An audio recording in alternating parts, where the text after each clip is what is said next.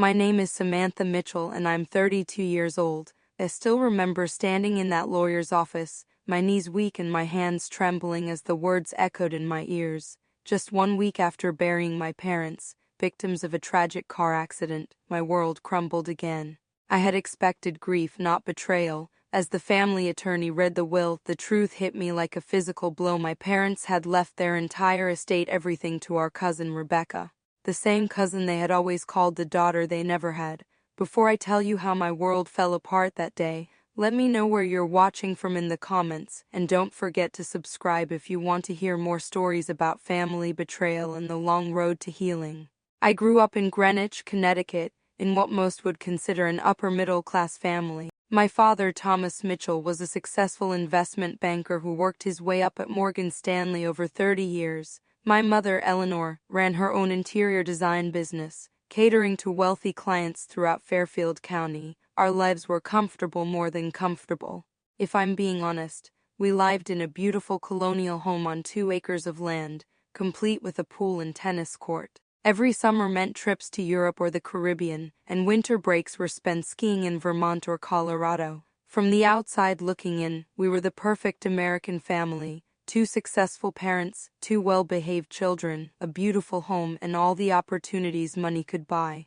But inside those perfectly decorated walls, things were different. My parents weren't cruel or abusive, nothing so dramatic. They were just distant. Emotions weren't something freely expressed in the Mitchell household. Achievements were acknowledged with approving nods, failures met with disappointed sighs. There were expectations, always expectations, hanging over us like storm clouds. My younger brother James is 29 now.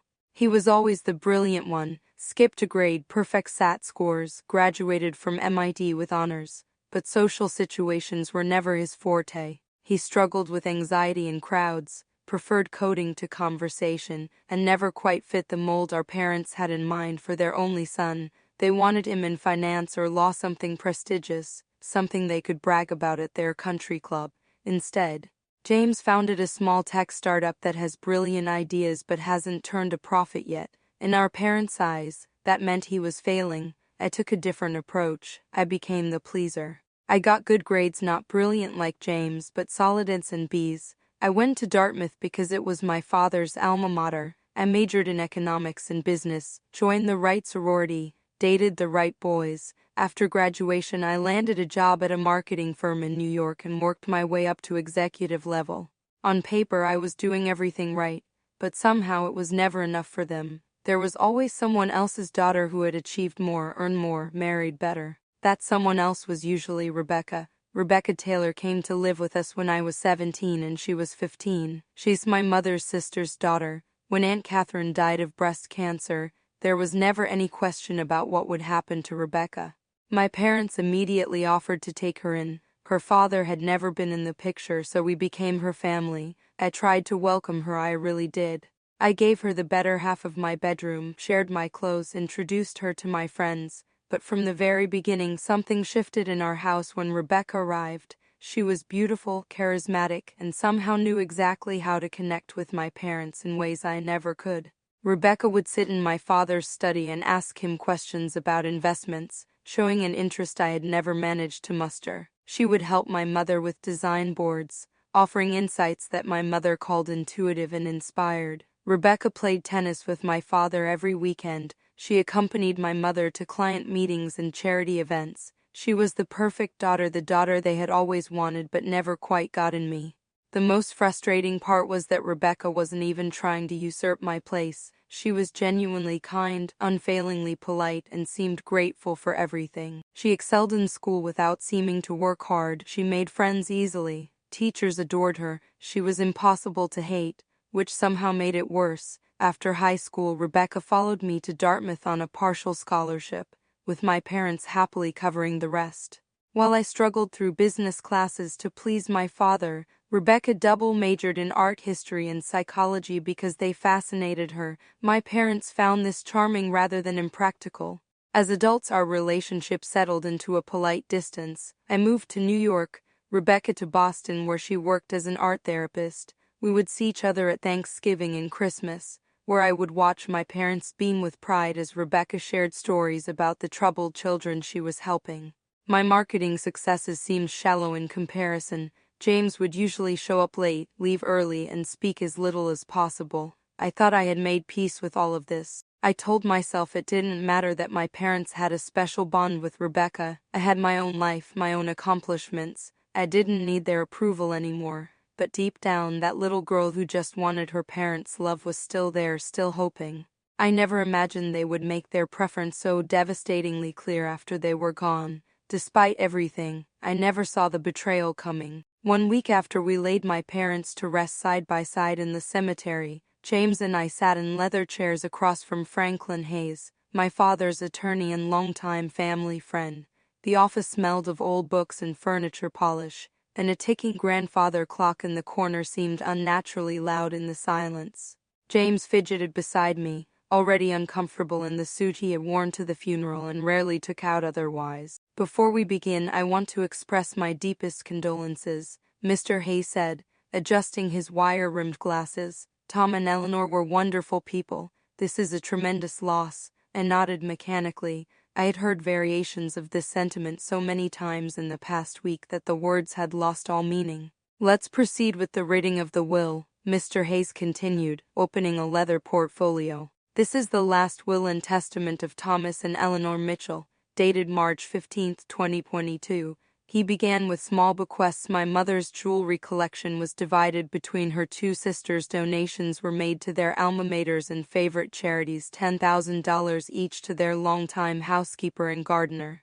I waited patiently, expecting the formality to pass before the lawyer got to the main point: the division of the estate between James and me. Even if there were stipulations or trusts set up, I never doubted we would be the primary beneficiaries. It was just how things worked. Mr. Hayes cleared his throat and adjusted his glasses again. There was a slight hesitation before he continued reading. "And to our beloved Rebecca Taylor, whom we have always cherished as our own daughter, we leave the remainder of our estate, including but not limited to our primary residence at 42 Maple Avenue in Greenwich, Connecticut, assessed value $2.1 million, our vacation property in Camden, Maine, our investment portfolio currently valued at approximately $3.4 million, all vehicles, artwork, furnishing, and other personal property not otherwise specifically bequeathed in this document." The words didn't make sense at first. I heard them, but they floated in the air like foreign syllables. I looked at James, whose face had gone from pale to blotchy red. "What?" he interrupted. "That's not possible." Read it again. Mr. Hayes looked uncomfortable but repeated the paragraph. "There must be some mistake," I finally managed to say, my voice sounding strange and distant to my own ears. "What about James and me?" The lawyer shifted uncomfortably in his seat. "There is a small trust fund of $50,000 each that was established for you both when you were born. Those remain intact and available to you. Additionally, there is a letter that your parents asked me to give you in the event of their passing." He handed over a sealed envelope with both our names written on it in my mother's elegant handwriting. My hands were shaking so badly that James had to take it from me. He tore it open roughly and began to read aloud. "Dear Samantha and James, if you are reading this, then something has happened to us, and Mr. Hayes has executed our will. We know our decision may come as a shock to you both. Please understand that we have given this considerable thought. You have both been given every advantage in life, the best education, connections, and opportunities. You are both capable of supporting yourselves comfortably, as you have been doing for years. Rebecca came to us having lost everything. Despite this, she has shown remarkable resilience and compassion. She has been present in our lives in ways that we must sadly admit you both have not been. While we understand you have your own busy lives, the infrequent visits and calls have been painful for us. We have watched Rebecca struggle to establish herself while always making time for family. We believe she will be a good steward of our legacy and hope that you can eventually understand our decision. We have always loved you both, even when we found it difficult to express. We hope you find happiness and fulfillment in your lives. Love, Mom and Dad." James crumpled the letter in his fist. "This is bullshit," he spat. "Absolute bullshit. They're punishing us from beyond the grave." Mr. Hayes looked deeply uncomfortable. I advised them to reconsider, to be frank. But they were adamant. They were of sound mind when they made these decisions. which makes contesting the will challenging, though you certainly have that right. Did Rebecca know about this? I asked, my voice barely above a whisper. I'm not at liberty to say who knew what about the contents of the will prior to this reading. Mr. Hayes replied carefully, but I can tell you that the will was updated 3 years ago, and your parents did not share the details with me beyond the legal necessities. James stood up abruptly. This isn't over, not by a long shot. He stormed out, leaving me alone with the lawyer. I'm very sorry. Samantha, Mr. Hayes said gently. For what it's worth, I think they believed they were doing the right thing. I couldn't respond. I gathered my purse and coat with wooden movements and walked out of the office into the bright spring day that seemed to mock my grief. James was waiting by my car, pacing and fuming. This is your fault too, he accused as I approached. You're the one who lived closest. You could have visited more, kept tabs on what was happening. Did you know Rebecca was visiting them every other weekend? Did you know she was helping them with their estate planning? Where were you? His words stung because they contained kernels of truth. I hadn't known Rebecca was so involved in their lives. I had been busy with work, with my own life, but my defense mechanism kicked in. Where were you, James? At least I showed up for holidays. At least I called once a week. When was the last time you even spoke to Dad? Last Christmas. We stood there in the parking lot, orphaned and disinherited, flinging blame at each other because it was easier than accepting the truth. Our parents had made their choice, and it wasn't us. I spent that evening alone in my Upper East Side apartment, surrounded by the trappings of my successful career but feeling utterly hollow. The bottle of wine I'd opened sat mostly untouched on my coffee table as I curled into the corner of my sofa, too numb even to cry at first. When the tears finally came around midnight, they wouldn't stop. I sobbed until my eyes swelled and my throat ached. Clutching a photo of my family from before Rebecca came into our lives, we were at the beach in Maine, all squinting in the summer sun. I was about 12, gap-toothed and gangly, leaning against my mother. James was 9, building a sandcastle by our feet. Dad had his arm around Mama's shoulders. We looked happy. Had we been? My phone rang, startling me. It was my best friend Megan. Sam, I've been texting you for hours. Are you okay? I told her everything, my voice breaking repeatedly as I relayed the devastating details. Those absolute assholes, Megan fumed when I finished. I'm sorry, I know they just died, but who does that to their children? And for Rebecca, the perfect princess god, I've always hated how they fawned over her. Megan had witnessed my parents' preferential treatment of Rebecca firsthand over the years. Her outrage was validating but didn't dull the pain. I keep thinking about all the times I tried so hard to please them, I whispered. Remember when I got that promotion last year? Dad just asked if it came with a significant raise. When Rebecca decided to take that volunteer position in Guatemala for a summer, they threw her a goddamn going-away party and told everyone how selfless she was. It's always been like that. Megan agreed, but I never thought they'd go this far. As we talked, my phone buzzed with a text. It was from Rebecca. Sam, I just heard from Mr. Hayes. I'm in complete shock. I had no idea. Can we please talk? I'm so sorry. I showed Megan the text. Do you think she's telling the truth? That she didn't know? Please, Megan scoffed. She's been playing the perfect daughter for years. She knew exactly what she was doing. I wasn't so sure. Rebecca had never been manipulative or conniving in any obvious way. That was part of what made the situation so complicated. If she had been awful, it would have been easier to hate her. I ignored the text and eventually fell into a fitful sleep on my couch, dreaming of my parents turning their backs as I called out to them. Morning brought a pounding headache and a pounding at my door. James stood in my hallway, unshaven and wild-eyed, clearly having slept no better than I had. I called Rebecca last night, he announced, pushing past me into the apartment. You what? I closed the door, following him. What did you say? I told her exactly what I think of her, he said, pacing my living room. I asked her how she could live with herself, manipulating our parents for years, worming her way into their will. What did she say? Despite everything, I was curious.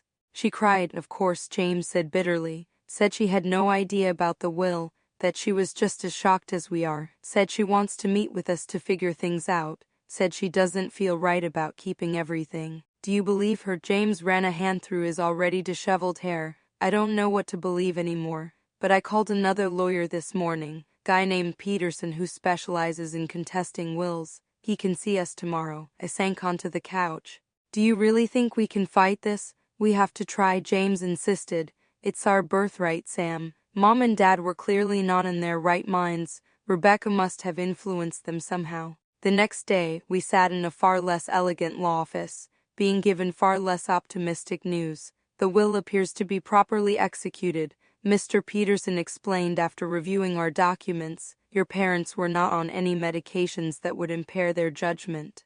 There's no evidence of undue influence. The letter actually helps their case, not yours, as it clearly explains their rationale. They were manipulated, James argued. Rebecca played them for years. Being nice to someone isn't legally considered manipulation, the lawyer said gently. Unless you have evidence of actual fraud or coercion, this will be a very difficult case to win, and expensive. I don't care about the money, I said quietly. Both men looked at me. I mean, of course I care about the money, I amended. But it's not just that, it's what this says about how they felt about us. They chose her over us, their flesh and blood. Mr. Peterson looked sympathetic but practical.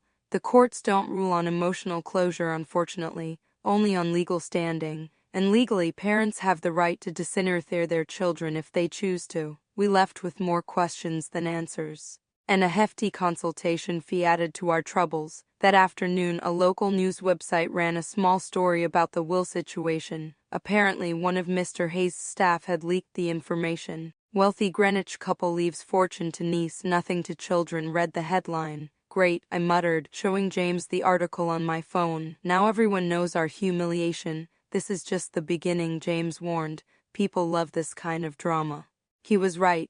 By the next day, my phone was buzzing constantly with texts from acquaintances expressing shock and sympathy, thinly veiling their curiosity. Colleagues at work gave me pitying glances and quickly changed the subject when I entered the break room. Rebecca tried to call me twice more. I let it go to voicemail each time. Her messages sounded genuinely distraught, but I couldn't bring myself to speak to her. Not yet, maybe not ever. As days passed, the shock began to wear off, leaving a dull ache and growing resentment. I threw myself into work during the day and spent evenings going through old family photos, searching for clues I might have missed. When had things gone so wrong? Had my parents always felt this way about us? I found no answers in the smiling posed photographs from holidays and vacations. Only more questions. 2 weeks after the reading of the will, I finally agreed to meet Rebecca. My voicemail was full of her increasingly desperate messages, and even my anger couldn't sustain itself indefinitely against her apparent distress. I chose a coffee shop near Central Park, neutral territory far from Greenwich. I arrived 20 minutes early, ordering a strong Americano and claiming a corner table where I could see the door. My stomach twisted with anxiety as I waited, rehearsing all the things I wanted to say. When Rebecca walked in, I was struck as always by her effortless grace. Even in crisis, she looked perfect, dark hair falling in soft waves, minimal makeup highlighting her natural beauty, designer jeans and a simple cashmere sweater that probably cost more than my entire outfit.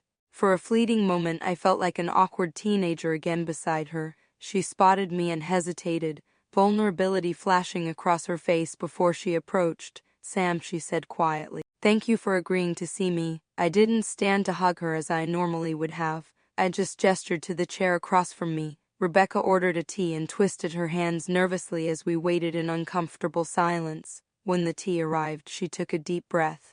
"I need you to know that I had no idea about the will," she began. "I would never have accepted it if I had known. I'm still in shock." I studied her face for signs of deception and found none, which meant nothing. Rebecca had always been impossible to read. "When did you last see them?" I asked, my voice carefully controlled. 2 weeks before the accident," she replied. "I had dinner with them. I tried to visit once a month at least." "Once a month," I repeated. "Did you know I called every Sunday?" "Yes, they mentioned that." "Did they mention that they usually cut those calls short? That Mom would often say she was in the middle of something? That Dad would pass the phone to her after a few perfunctory questions about work?" Rebecca looked down. "Sam, did you know they came to New York 3 times last year and didn't call me? I found out from their Christmas letter that they had been in my city, 40 blocks from my apartment. They were complicated people," Rebecca said softly. "They weren't always good at showing love." "Don't," I snapped. "Don't pretend you understand them better than I do. They were my parents, and they took me in when I had no one," Rebecca countered, a rare flash of anger in her eyes. "I was 15 and my mother had just died." I was grieving and scared and dropped into the middle of your perfect family. Do you know how intimidating that was? How hard I tried to fit in? You didn't just fit in, I said bitterly. You replaced me. That's not fair. I never tried to replace you. I just wanted to belong somewhere. We stared at each other across the table, years of unspoken tension crackling between us. When did they change their will? I asked finally. Rebecca sighed. 3 years ago, apparently. After James missed their 40th anniversary party because of a coding marathon. You remember you had to go alone. I did remember. I had been furious with James for putting his work before family yet again. I'd had to field endless questions about his absence and make excuses to relatives. They never told me about the will, Rebecca continued. Mr. Hayes called me the day after they died to express condolences and mentioned he would need to meet with me after the funeral. I assumed it was about some small bequest. Small bequest, I repeated. $5.5 million in assets isn't exactly small. Rebecca flinched. I don't want it. Not like this. Not if it destroys what family we have left. What family? The family that decided James and I weren't good enough. The family that praised everything you did while finding fault with everything we did. Is that really how you see it? Rebecca asked. Because they told me you both were distant. That you never called except when you needed something. They said you were too busy with your own lives to care about them. The accusation hit me like a slap. That's not true, I said, but doubt crept in. Had I been as attentive as I could have been, had I called only out of duty sometimes? I'm not saying they were right, Rebecca said, seeming to sense my uncertainty. They weren't perfect parents. They were controlling and judgmental and bad at expressing affection. But they did love you in their way. Just not enough to leave us our inheritance, I said flatly. Rebecca reached across the table, but I pulled my hand away. I want to make this right, she said. I've been talking to a financial advisor. We can split the assets. I can transfer the house to both of you. I don't need all of this. Pride rose in me hot and fierce. We don't need your charity. Keep your inheritance. I stood up, dropping cash on the table for my coffee. Sam, please, Rebecca called as I headed for the door. I turned back. Did you ever think that maybe you were the favorite because you were easy to love, because you were exactly what they wanted? James and I never had that luxury. We were expected to be perfect from birth. I left her sitting there, tears in her eyes, outside. My phone rang almost immediately. It was James. I did something, he said without preamble. What now? I gave an interview to the Greenwich Time. About the will, about Rebecca, about everything. My stomach dropped. Without consulting me? James, why would you do that? Because people should know the truth, he said fiercely. Do you want to go down quietly while Rebecca walks away with everything? I closed my eyes, suddenly exhausted by all of it. I just had coffee with her. She's offering to split everything, and you believe her. It's probably just guilt talking. Once the publicity dies down, she'll change her mind. I don't know what to believe anymore, I admitted. But I do know that I don't want our family drama splashed across the news. It's too late for that, James said. The article runs tomorrow. The Greenwich Time article was worse than I had feared. Under the headline "Children Disinherited: The Mitchell Family Tragedy," James had painted our parents as cold, calculating people who had been manipulated by our orphaned cousin. The reporter had clearly encouraged his most bitter recollections.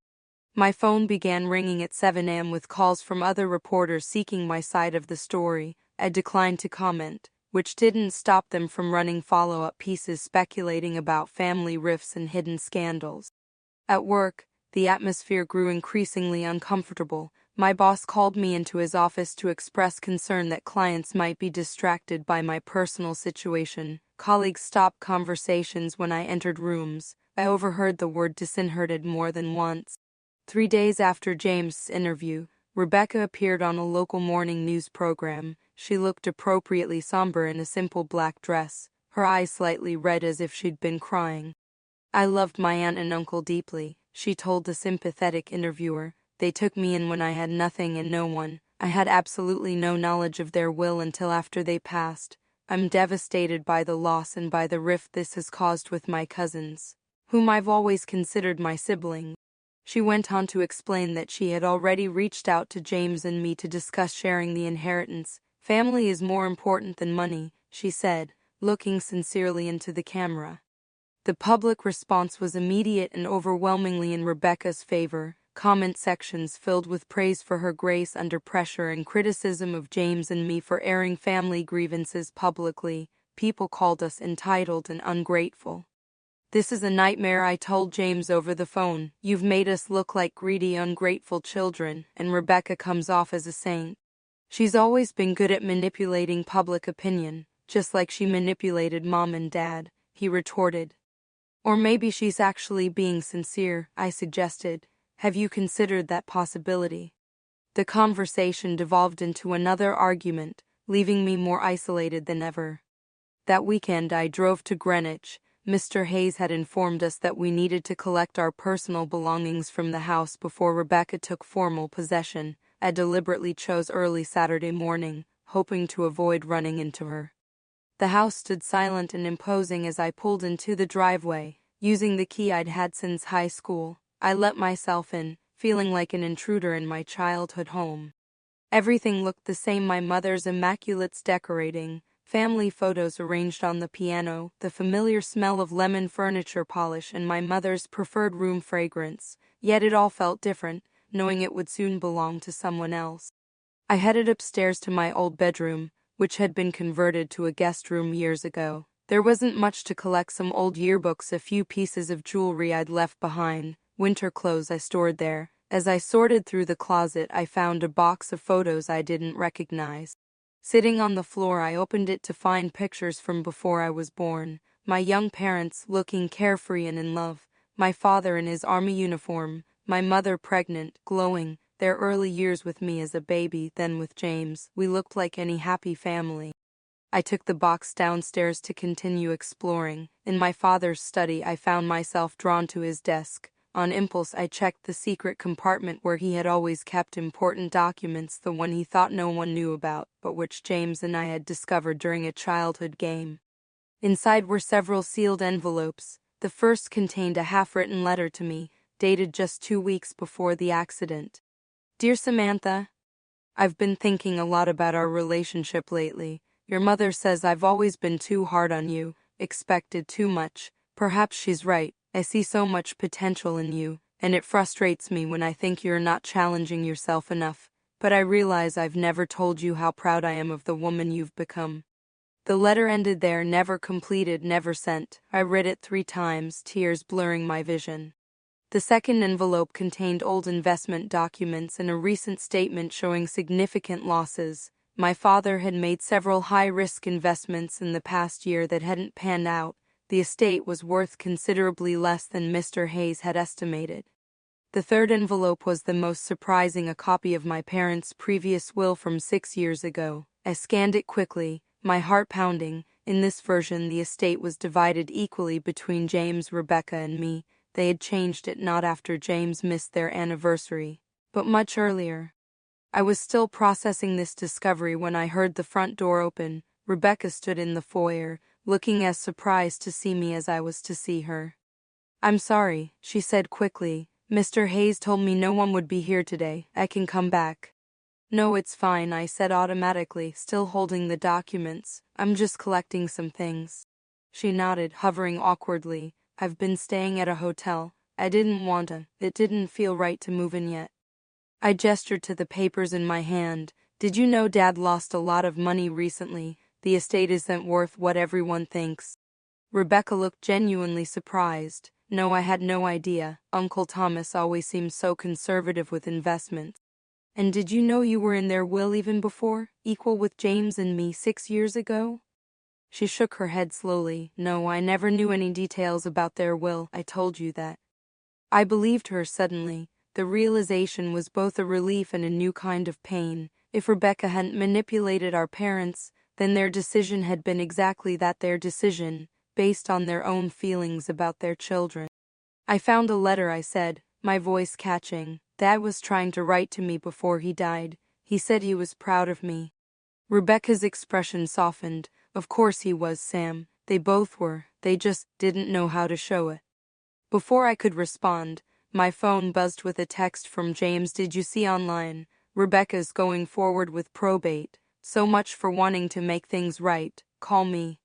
I looked up at Rebecca, anger flaring again. "You're proceeding with probate already? While you're pretending to negotiate with us? Her expression changed to confusion. What? No, I've instructed Mr. Hayes to wait. I told you I want to work this out together. I showed her the text and watched as comprehension dawned.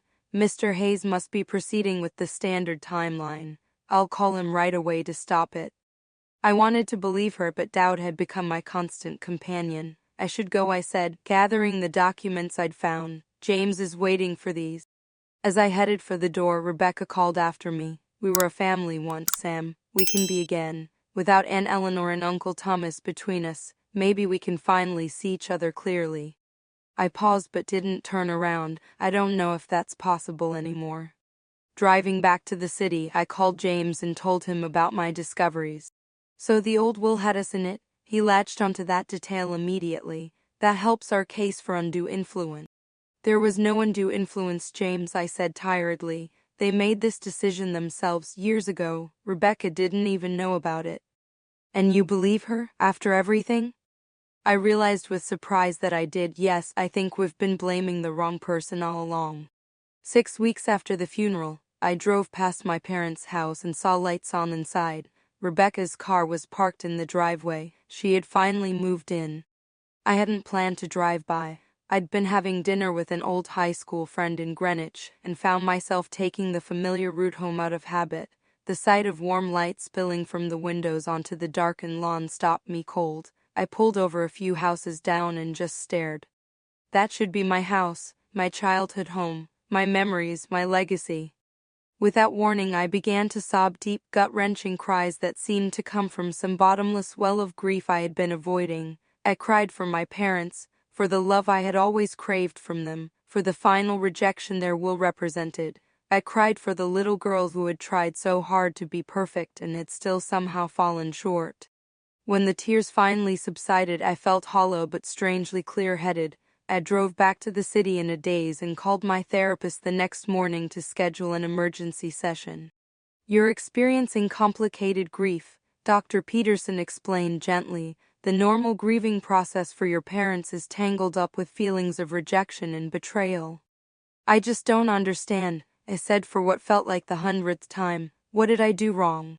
Perhaps that's not the right question, she suggested. Maybe it's not about what you did wrong but about the relationship dynamics that were established long ago.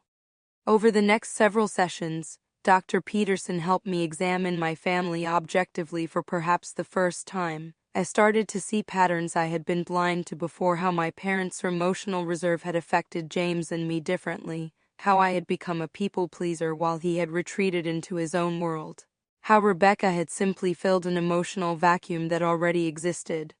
When was the last time you spent a holiday with your parents without feeling obligated or resentful? Dr. Peterson asked during one particularly difficult session.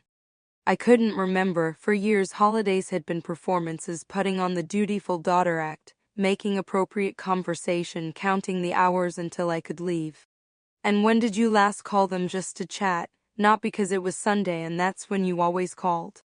Another blank. Our communication had become ritualized, scheduled, devoid of spontaneity or genuine connection.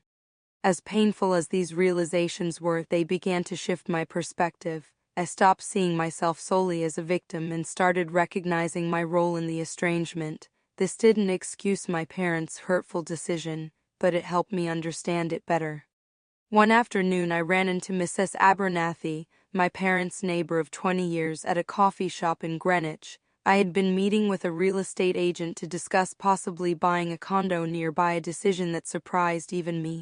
Samantha, dear, the elderly woman greeted me warmly. It's so good to see you. How are you holding up? I'm managing, I said, accepting her hug. It's been difficult. She nodded sympathetically. Such a tragedy. Your parents were so vital, so young at heart. Your cousin has been wonderful, though. Did you know she's hosting a neighborhood memorial garden planting next weekend? Your mother would have loved that. I didn't know, I admitted. The idea of Rebecca hosting events at my parents' house, my house in another life, still stung. She was such a blessing to your parents these past few years, Mrs. Abernathy continued, unaware of my discomfort. Taking your father to his doctor's appointments after the minor stroke. What stroke? I interrupted, shocked. Mrs. Abernathy's hand flew to her mouth. Oh dear, I assumed you knew. It was about 3 years ago. Nothing severe, but it scared them both. Rebecca moved some of her counseling practice to Boston so she could come down more regularly to help out. I felt like I'd been doused in cold water. Dad had a stroke 3 years ago. They never told me. Well, you know your father, proud man, didn't want to worry you kids with your busy lives. She patted my arm. Rebecca was there though, spent weekends helping your mother adapt the house, drove your father to physical therapy. They were very grateful. I thanked Mrs. Abernathy and walked away in a daze. 3 years ago, right around when they changed their will, my father had had a health crisis, and I hadn't even known, while I had been calling dutifully every Sunday for brief surface-level conversations. Rebecca had been there physically, helping them through a frightening time.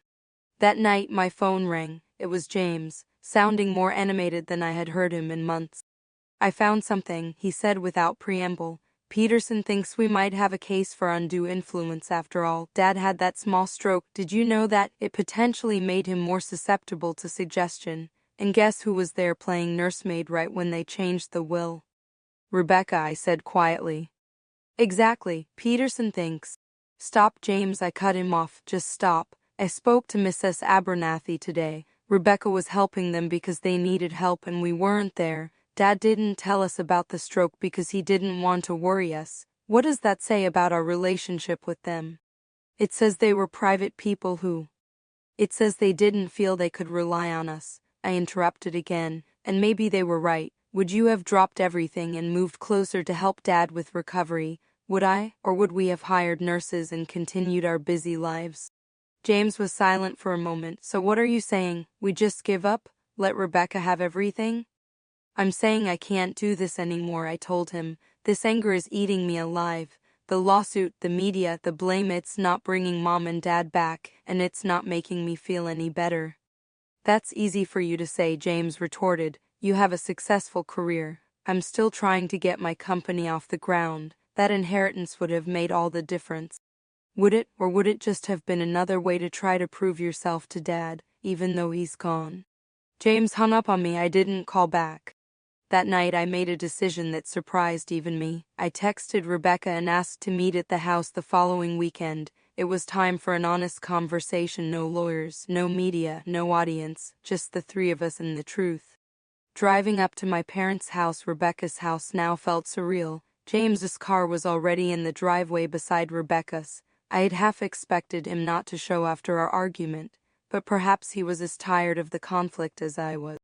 Rebecca opened the door before I could knock. Thank you for coming, she said simply, stepping back to let me in. The house looked different. Rebecca had rearranged the furniture in the living room, bringing in some pieces I didn't recognize and removing others. It should have bothered me, this visible evidence that the house was no longer ours, but instead I found it oddly freeing, like the loosening of a knot I hadn't realized was there. James sat stiffly on the edge of the sofa, his posture defensive. Let's get this over with, he said as I sat down across from him. Rebecca brought in a tray with coffee and set it on the table. I want to start by saying again how sorry I am for how all this happened, she began. I never wanted to come between you and your parents in life or after. Yet here we are, James said flatly. I shot him a warning look. We're here to talk, not accuse. Rebecca sat down, her hands clasped tightly in her lap. I've been doing a lot of thinking these past weeks, about family, about what Uncle Thomas and Aunt Eleanor would want, about what's right. She took a deep breath. I've instructed Mr. Hayes to create a new arrangement. The house and half of the financial assets will be divided between you both. I'll keep the main property and the other half of the assets. James's eyes narrowed. Why would you do that? Because it's the right thing to do, she said simply, and because I want us to have a chance at being family again someday. Just like that? James looked suspicious. After all the legal threats, the media circus? Yes, Rebecca said, just like that. I studied her face, seeing no guile there. Why didn't you tell us Dad had a stroke? I asked. She looked surprised at the change of subject. He made me promise not to. He didn't want to worry you. Or appear weak, James added quietly. Rebecca nodded. That too, you know how he was. Did they tell you they were changing their will? I asked the question that had been haunting me. No, Rebecca said firmly. I had no idea until the reading, but afterward I found a letter in Aunt Eleanor's desk drawer addressed to me. She wrote that they wanted to ensure I would always have security after losing my mother so young, that they worried about me in ways they didn't worry about you too because you were stronger, more independent. That sounds like Mom, James said with a bitter laugh, penalizing us for the self-sufficiency they drilled into us from birth. We sat in silence for a moment, the ghosts of our parents almost tangible in the room. "I've been talking to Mrs. Abernathy," I said finally. "She told me how you helped them after Dad's stroke, how you rearranged your work schedule to be here more." Rebecca shrugged uncomfortably. "They needed help. Family helps family." "Did you ever ask them to reconcile with us?" James asked suddenly. Rebecca looked down at her hands. "Many times, especially after the stroke, when Uncle Thomas was facing his mortality, I told them life was too short for estrangement, that whatever issues they had with you both could be resolved with honest conversation." "What did they say?" I asked, though I could guess. "Your father said it was complicated, that there were old wounds on both sides." Your mother would get teary and change the subject. Rebecca looked at us both. "I think they did love you both very much. They just didn't know how to bridge the gap that had formed." James stood up abruptly and walked to the window, his back to us. "I keep thinking about that stupid coding marathon," he said, his voice tight, "the one that made me miss their anniversary party. I could have postponed it. It wasn't even that important in the grand scheme of things. But I was so determined to prove I could succeed on my own terms, not theirs. And I kept our Sunday calls brief and impersonal because I was afraid they'd criticize my choices if I shared too much," I admitted. "We all built walls." Rebecca stood and joined James at the window. After a moment's hesitation, she placed a gentle hand on his shoulder. "It's not too late for us, though. We can do better." To my surprise, James didn't pull away. "How do we even start?" "Maybe by going through their things together," I suggested, "sharing memories instead of fighting over assets." And that's what we did. For the rest of that day, the three of us moved from room to room, sorting through our parents' belongings. We found treasures we had forgotten: my father's collection of vintage baseball cards that James had helped him catalog as a boy, the handmade Mother's Day cards I had created in elementary school. Preserved in my mother's bedside table, Rebecca's artwork from high school, framed and displayed in the guest room. We laughed at old family photos, cringed at our teenage fashion choices, and sometimes cried together. For the first time, we shared our individual perspectives on growing up Mitchell: the good, the bad, and the complicated. The legal settlement took time to finalize, but by Christmas 1 year after our parents' deaths, the three of us had reached a new understanding. Rebecca had kept her word, splitting the assets in a way that felt fair to everyone. James used his share to secure better funding for his company, which finally turned its first profit. I used mine to buy the Greenwich condo and establish a scholarship fund at the local high school in my parents' name. More valuable than the money, though, was the healing that began that day in the house. We started a new tradition of monthly family dinners, sometimes at the old house, sometimes at my new place. We learned to be honest with each other in ways we never had been when our parents were alive. We discovered that without their complicated influence between us, we actually enjoyed each other's company. Grief never truly ends, and I still have moments of sadness and regret when I think about my parents. I wish they could see how their 3 children finally found common ground. I wish they had lived long enough for us to breach the walls between us. I wish I had been brave enough to try while they were still here. But I've learned that inheritance isn't just about money or property. It's also about the emotional legacies we receive and the ones we choose to pass on. My parents taught me what not to do in some ways: how withholding love as a form of control damages relationships, how unspoken expectations create invisible prisons, how easily family bonds can fray without honest communication. In the end, the most valuable thing I inherited wasn't in their will at all. It was the harsh but necessary lesson that led me to create authentic relationships with the family I have left, based on vulnerability rather than performance, acceptance rather than judgment. So if you're watching this and recognizing some of these patterns in your own family, don't wait for a crisis to start healing. Have the difficult conversations now. Express the love you feel but struggle to show. Forgive the imperfect humans who raised you and acknowledge your own imperfections. Family relationships are complex, but they're worth the work. I'd love to hear your thoughts in the comments below. Have you experienced family conflicts over inheritance or favoritism? How did you resolve them? What lessons have you learned about healing family wounds? Don't forget to like this video and subscribe to my channel for more stories about family dynamics, healing, and personal growth. Thank you for listening to my story, and remember, sometimes the greatest inheritances aren't listed in any will.